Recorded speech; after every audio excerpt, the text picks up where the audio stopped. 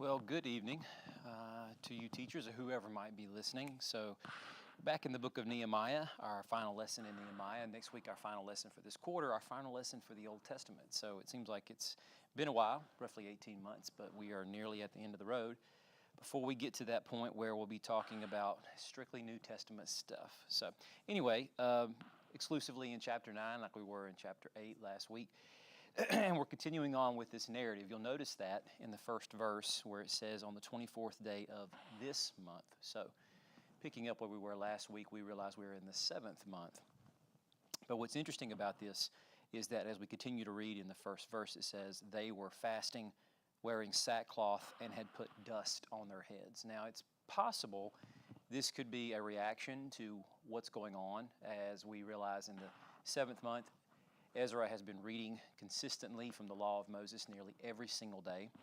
And of course, during this Feast of Tabernacles that they have just finished celebrating, because it started on the 15th, lasted for 7 days. And so they're 1 or 2 days away from being at an end of that. And Ezra had spent a fair portion of each of those days reading from the law, that they may be responding in this way, albeit when the feast started.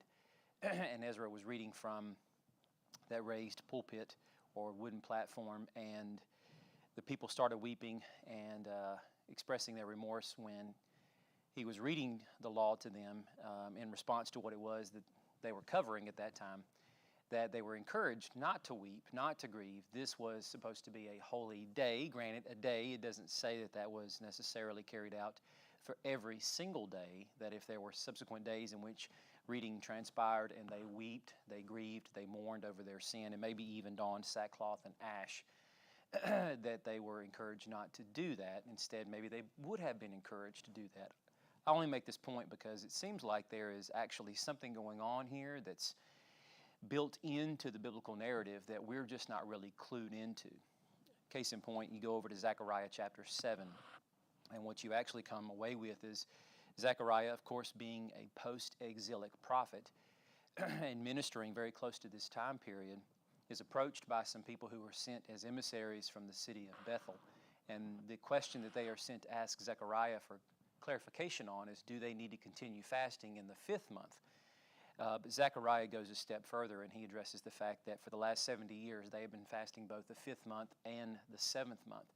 Now, the 5th month fast actually has to do with the day that Nebuchadnezzar and the Babylonians officially destroyed the temple. So it's just a day of commemorating its destruction and, of course, fasting, weeping, lamenting, mourning over the fact that the temple was gone.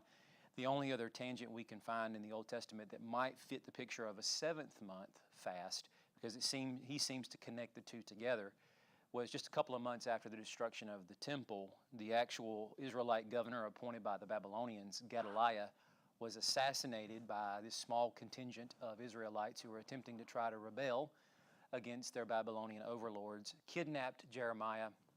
All of them absconded off to Egypt, where they wound up dying. So maybe this fast, and this is the point I make, maybe this fast that's going on here in this portion of this 7th month is actually connected to that scheme that Zechariah is pointing out for us. But the problem in Zechariah 7 is there is a complete lack of sincerity on the part of the people who are fasting now. This certainly seems to be coupled with a true sense of guttural remorse over what has happened in the past and the fact that they are continuing to express that lament. And the whole reason I bring this up is because it builds into what we're talking about now, because out of this sense of deep remorse and regret over how past or previous generations of their ancestors had accorded themselves in the many centuries they had the privilege of living in the land, as they are culminating this experiment of Ezra reading from the law every day, they have come together now to not only fast, but to now corporately respond as a nation. So the portion that we're going to spend most of our time on here is probably just the first portion of what we're going to read on Sunday. I'm going to try to give you some guideposts to stay between and just some things to draw out from the text that connects to other portions of Scripture to perhaps help you in your study to see the theological depth and richness of this passage and all the things that they are alluding to as they're talking. So halfway through verse 5 that leads on into verse 6 with this prayer, Blessed be your glorious name, may it be exalted. And they will go on to speak about what the Lord has done in creation. And like many prayers in the Bible, it's not dissimilar from that. It's appropriate almost to start with that very thing, to praise the Lord for what it is that He has done. But it's also appropriate that as they recount Israel's history, because when you read through this, in order to prepare yourself to teach, I certainly encourage you to read the entirety of the chapter so you have the whole context of the prayer and not just the 3 separate passages. You'll see that they are working systematically through Israel's history, which is a very common thing for post-exilic literature.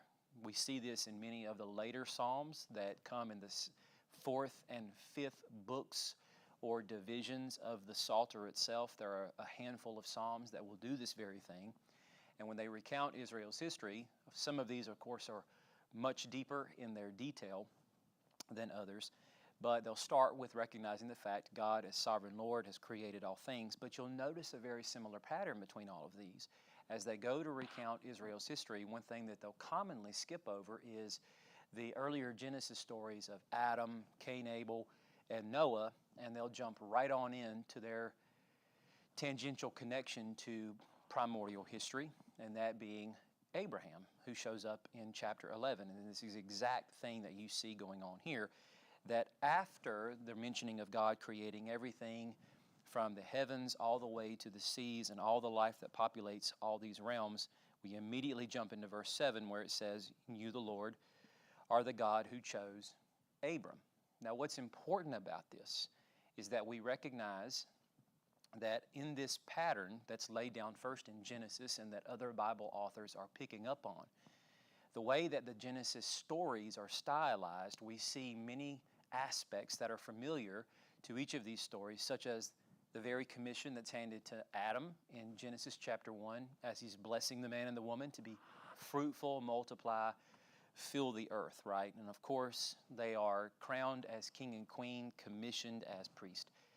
This very thing is advanced all the way through the Noah story as they come out of the ark, and the way that the ark itself kind of mimics an Eden space, because all of creation is pent up in that cubic-like structure that kind of resembles a 4-walled or hedged-in garden space. I use the word wall very loosely there, but nonetheless a distinguished barrier that separates the garden from the outside areas, I would imagine.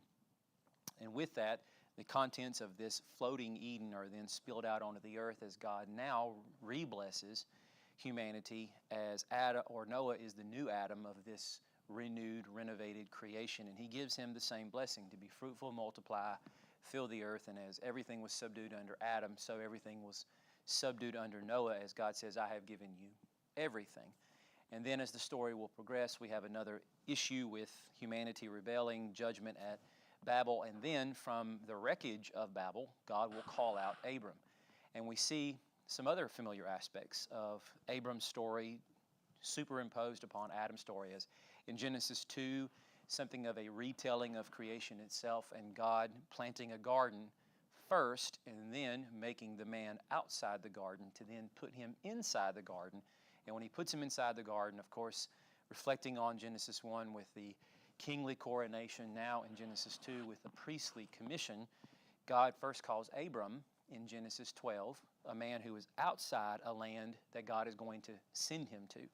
And as he calls him, he tells him to leave everything and to go to the land that he is going to prepare for him, or the place that he will show him. So as he's taken Adam, put him in the garden, he's taken Abram out of that context in Mesopotamia, and he's going to put him in a new space for him and his posterity. As Adam was supposed to fill the garden with image bearers, so Abram is going to fill this land with all his descendants that will rival the stars in the heavens for numbers. And of course, he's given a priestly blessing. Later in other chapters, he's told that he will be the one who will progenate kings, and many nations will come from him. But ultimately, the blessing itself is not so much a kingly blessing as it is a priestly blessing in Genesis 12, verse 3, that all families of the earth will be blessed through his people. So the point I make here is that instead of having to mention God creating all things and then moving straight into Adam's creation and then the story of Noah, they can condense all of that down and just jump straight to the story of Abram. And in the story of Abram, you are getting those overlays of Adam and Noah built in on top of that. So with that in mind, the first thing that we're supposed to recall, even though all of this isn't necessarily being mentioned forthright in these verses, it's being hinted at when we get to the fact that God's changing his name from Abram to Abraham to make him a father of many nations. Now, it's important for us to let that trigger in our minds the understanding of what the significance of that covenant blessing was. In Genesis 17, it wasn't just celebrating this covenant with God giving the sign of circumcision. It was also the fact that that new name takes on the legacy of the blessing that's given in Genesis 12, verse 3, because Abraham itself means father of many nations. And so if that's the understanding, these people are reflecting on that mandate in this prayer, recognizing God has changed Abram's name to Abraham with this commission in mind. But here they are standing there well over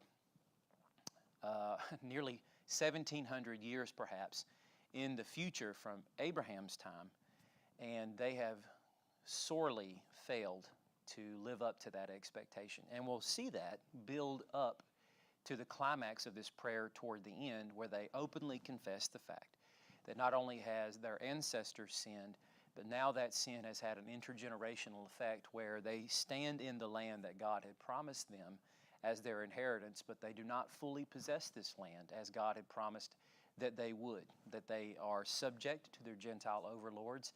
In fact, they exclaim themselves to be slaves, but we'll get to that here in just a minute. So in verse 8, they highlight the fact that God made a covenant with him, but the covenant that he's speaking to is built upon the aspect that God was going to use Abraham for this purpose. They're not merely reflecting on the materialistic aspects of the fact that God made a covenant so that they would have this land perpetually for all time, and that they are, on the one hand, exclaiming God's praise for his faithfulness in bringing them back to this land, though they don't deserve it. But at the same time, they are recognizing the fact that they still have a responsibility to the nations.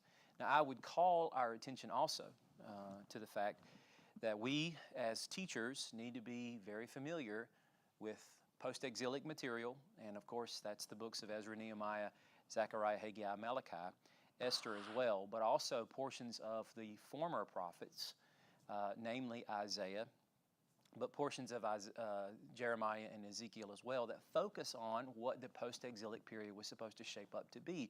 So Isaiah chapters 40 through 48 are really good places to look at with respect to this kind of courtroom scene that God has, through the prophet Isaiah, painted here, as goes this accusation of sorts that Israel has against God, that he has not really given them all the blessings that he said he would once they moved back into the land and the exile itself was over with, and questioning whether or not God was even the one who instigated the exile, much less preserved them and brought them out of the exile. But God exclaims over and again, he was the one who orchestrated all of these events. He is God alone. He's the one who makes the end known from the beginning. And the reason why I point this out is because God is making it clear through Isaiah, these people, while they did not have to be preserved, God chose to do that out of his mercy and grace. And by virtue of that, God is still mercifully using them as a witness to the nations of his faithfulness, that in spite of what they've done to him, he still chooses to love. He still chooses to use them. He still accepts them as his elect and chooses to turn them outwardly to the nations. Presuming that perhaps Ezra has been reading material from the prophets to them as well, and while we have no record of that, if he's been reading consistently every day, eventually at some point he's going to run out of Moses and he's going to have to be picking up other scrolls to read. And as a scribe, no doubt he has been preserving many of these other scrolls and writings from prophets and so forth. So if he's been reading some of that material, they hopefully are becoming inundated with the aspect of, wow, we've really dropped the ball on this. And beyond dropping the ball on this, we've got to pick this up and run with it. If we're going to be faithful in this generation after the exile is over with, this is what we are called to do. So they go on to say at the end of verse 8 that God had been righteous in fulfilling his promise. He has already given them the land in the past, and he did not have to do that before. So really kind of one of those areas that raises the question as to whether or not this promise remains to be fulfilled yet in the future, meaning our own time, but I digress. We won't jump into that. Verse 9, they immediately move in to the story of Abraham as it progresses and the end of Genesis chapter 12. And then, while that doesn't necessarily seem prevalent here or readily jumping off the page, because it says, you saw the oppression of our ancestors in Egypt. Genesis chapter 12, at least the second half, and the first 12 chapters of the book of Exodus are all playing on each other. In other words, Abraham has a miniature Exodus event, an exile in Egypt and an Exodus event out of there that in several ways is going to forecast what's going to happen when his descendants move into the land of Egypt under good, favorable circumstances to then be brought out of the land after their harsh oppression that goes on for a few hundred years. So now they are kind of bridging the story of Abraham again in Genesis 12 all the way to the first few chapters of the book of Exodus. And with that, as they are speaking to the fact that God had performed signs and wonders to redeem them out of the land, there's many different facets that they are looking at and exploring here with some of their words, not only with the performing of signs and wonders, but as we go on through verse 10, it says that you made a name for yourself. So they recognize that the exploits of what occurred in Egypt was for the sake of God making his presence and his character known amongst the nations. Of course, it's for the immediate benefit of Israel, much in the same way that their deliverance from the captivity they had experienced at the hands of Assyria, Babylon, and now Persia is also to bring a great awareness in the sight of the nations to the name of Yahweh and his faithfulness to his people in spite of their blasphemies, in spite of their treason against him. So this is part of the backdrop that we need to be bringing out for our students to help them understand why the Exodus story has such a profound impact on their memory as a people of who they are and why this theme continues to come up over and again. Because without them having to say in this prayer that God has instigated a new Exodus from this exile, that in many ways is shaping up to repeat these events, maybe not with all the grandeur of the signs and wonders, yet it culminates in the same outcome. They can reflect on this event and know this is exactly what they are experiencing. They are living, breathing proof of a second Exodus. They go on to speak in verse 11 about him dividing the sea. And again, all of this is grounded on the fact he did this to make a name for himself, without them having to go through the whole cycle of stories of 40 years of wilderness wandering separating them from Egypt before they finally go into Canaan. But in spite of the fact a whole generation has passed, you still have people like Rahab, who tells these spies who have infiltrated Jericho that these people are quaking in fear because they have heard of what happened in Egypt and the more recent events of the destruction of the kings Sihon and Og on the eastern side of the Jordan. And now these people have come to camp against Jericho to annihilate them. They don't have to recount that here, because as they tell this Exodus story, it continues on with the same understanding. All of this was done for God's renown and glory as these people become the tip of the spear, leading the nations to follow ultimately to God's cosmic mountain to begin to worship him. And again, these people are picking up that mantle, that legacy of this history, and moving it forward as it's kind of rekindled itself, or God has rekindled it after the end of this exile. Of course, as we walk through verses 11 and 12, 13, all the way down through 14, we get many of the highlights of what happened with respect to the expulsion out of Egypt, God opening up the waters, leading them faithfully by a pillar of cloud by day, fire by night. And some of this also is kind of hinting or alluding to some of the text early on in Isaiah. Even though it's early in Isaiah, those are not his early oracles. Chapters 2 and 4 are probably oracles that were spoken way later on in Isaiah's prophetic history, much closer to the time in which he is delving in the lives of Ahaz and Hezekiah with the assault of Jerusalem by Assyria and whatnot. And as he is speaking to the more cosmic aspect of what's going to happen at the end of time, when the branch of Messiah in chapter 4 is going to come, and he is going to beautify Israel beginning in Jerusalem. And of course, in chapter 2, the mountain of the Lord, we understand Mount Zion is going to be the place where all nations will stream to hear the word of the Lord. And back to chapter 4, that this branch is going to be like a pillar of cloud by day, fire by night, that's going to serve as a canopy over the entire summit of the mountain itself, so that the nations will experience much in the same kind of Exodus story that Israel did out of Egypt. The nations will have a chance to share in that. So anyway, they're recounting that history for the sake of recognizing this is why God had done that in the first place. And then in verse 14, you revealed your holy Sabbath to them. You gave them commands, statutes, and instructions through your servant Moses. You sustained them in the wilderness with bread from heaven, water from a rock, and all of this for the sake of them passing this story on to the nations. The nations do not have to be mentioned here for the understanding of what that was, because of the fact God had done this to make a name for himself. To not merely make a name for himself amongst the peoples, but to make a name for himself amongst, or I should say amongst the people of Israel, but to make a name for himself amongst the nations. Now, verse 16 actually will enter into one of two instances. Another is down in verse 26, where they will take a pause and turn away from this, and they will recount some of the negative things that their ancestors had done. And these two passages mirror each other.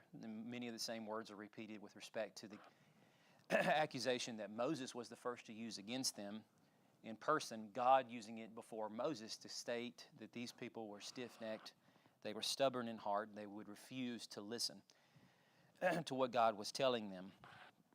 But in verse 17, what's interesting here is that you have, in the mid portion of it, I have it highlighted in green on the screen, but you are a forgiving God, gracious and compassionate, slow to anger, and abounding in faithful love, and you did not abandon them. So this is something from Exodus 34, and it's etched into their racial memory as a people, because many prayers throughout the Old Testament will reflect this in more books than just Exodus. But with this, it's interesting that this portion of the prayer actually lists this thing that God reveals about himself, which occurred after the event of the golden calf, before they mention it as part of this prayer, because then in verse 18, the prayer goes on to say, even after they had cast an image of a calf for themselves and said, this is your God who brought you out of Egypt, and they had committed terrible blasphemies, but you didn't abandon them in the wilderness. Why? Because this concept that's mentioned here kind of serves as something of a subheading by which many other points are going to be listed underneath it. All of these things that God did happened because it's rooted and grounded in the firm fact, as he revealed of himself, he is a gracious and compassionate God who is slow to anger. So they use that kind of as the guidepost to interpret all the rest of what's going to be mentioned here. So anyway, go on down to verse 20, and it said, you sent your good spirit to instruct them. And this, of course, reflects that after this first moment of rebellion, granted there are a few sketchy moments out there in the wilderness between Egypt and Sinai. And of course, in those, God was extremely gracious to them. He didn't castigate them for anything that they had done until they get to Sinai. Once they get to Sinai, and many of these things are repeated, again, with respect to the testing of lack of water, what are they going to do? Lack of food, what are they going to do? And then they grumble with the provisions that God gives. Then he gets rather angry with them. But it creates a cyclical pattern from midpoint of Exodus all the way through the end of Numbers. Deuteronomy is just a kind of retelling of their story and then mixing the law in there. But it reflects the same pattern, because as Moses will tell the stories in Deuteronomy, he will then stop and reiterate many of the premises of the law, hence the reason why it's called Deuteronomy. It's the second giving of the law. But all that to simply say, from midpoint of Exodus through the end of Numbers, we'll have a story of what God was leading them to do, a testing, they fail. He reveals more of himself by giving them more instruction through Torah, but instead of it drawing them closer to him, it just reveals more and more this aspect of their stubborn, stiff-necked, rebellious tendency. Now, that's important to recognize, because as they are exclaiming this to God in the form of prayer, they recognize too that they have dealt with this in their own recent past, because here we are very deep into the book of Nehemiah, and what we cannot discount or pass over is that as recently as Nehemiah chapter 5, we had some issues with Nehemiah coming into the land and Ezra before him having to face down some problems with respect to people not understanding the law or just not honoring it in their hearts.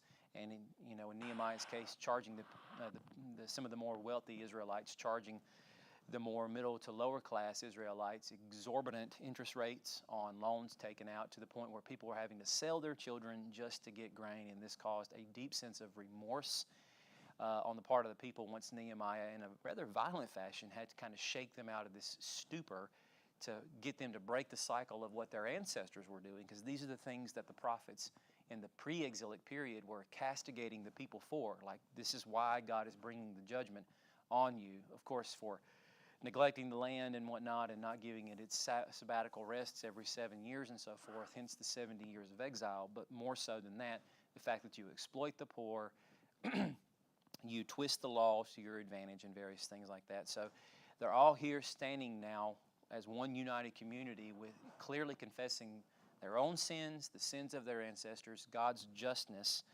in exercising His wrath on them, and His mercy and grace in bringing them back to the land, and now exclaiming they don't want to do this anymore. They want to be different, and they want to embrace the wisdom within the law, hence the fact that God sent His good Spirit to instruct them, and He still instructs them. And they want to take what the lessons learned from the consistent and persistent rebellion of their ancestors and move forward into this bright future in front of them without repeating those same mistakes. Verse 22, what's funny here is that you actually have language that's very similar, going back to the original story of Adam. And the first line of 22, you gave them, meaning Israel, kingdoms and peoples. Again, Adam was commissioned or coronated as king within the garden. The first line of verse 23, you multiplied their descendants, a promise that was given first to Adam, reiterated with Noah, and again with Abraham, as he's told multiple times that God would multiply His people, and advancing that covenant promise made from Adam all the way through Abraham. And then the second line in verse 24, He subdued the Canaanites, as Adam was supposed to subdue the garden. Guard, watch, keep it, right? And then these people are saying in their prayer that God had subdued the Canaanites before them to prepare this new garden space so that the vine He plucked up from Egypt could be planted there and began to grow and flourish. Was all for the sake of connecting the Adam story, the Noah story, all to Abraham and what God intended to do through these people.